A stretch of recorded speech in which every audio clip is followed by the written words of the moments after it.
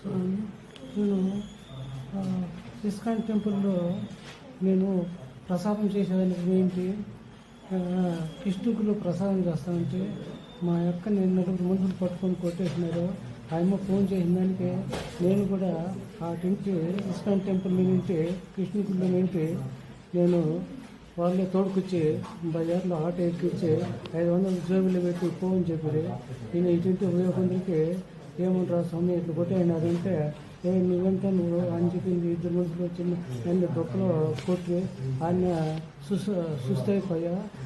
మనకు నీళ్ళు నమ్మంటే సుస్థైపోయినంటే నీళ్ళు తాగితే మనక ఆ టైం కూడా మనక పోలీస్ స్టేషన్ కాడికి వచ్చేస్తుంది. ఎస్ఐకి చెప్తే ఎస్ఐ బ్లేమ్ చేసేది ఎంత అవుతుంది, మీరు తెల్లారు రాకుండా పిలిపిస్తాము, మాట్లాడేసి విచారిస్తాము, మీకు న్యాయం చేస్తాము అని చెప్పేది.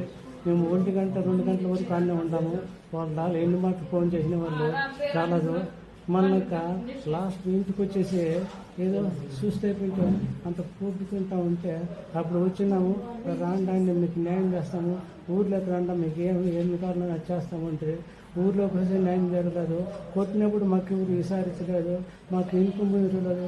ఆ భగవంతుడే మాకు దిక్కు అని చెప్పి మేము ముందుకు వెళ్ళాము స్వామి. అందుకోసము మీరు మాకు మంచి చేయవాలని భగవంతుని ప్రార్థిస్తూ మీకు విలేకరులకి మీకు నమస్కరించు.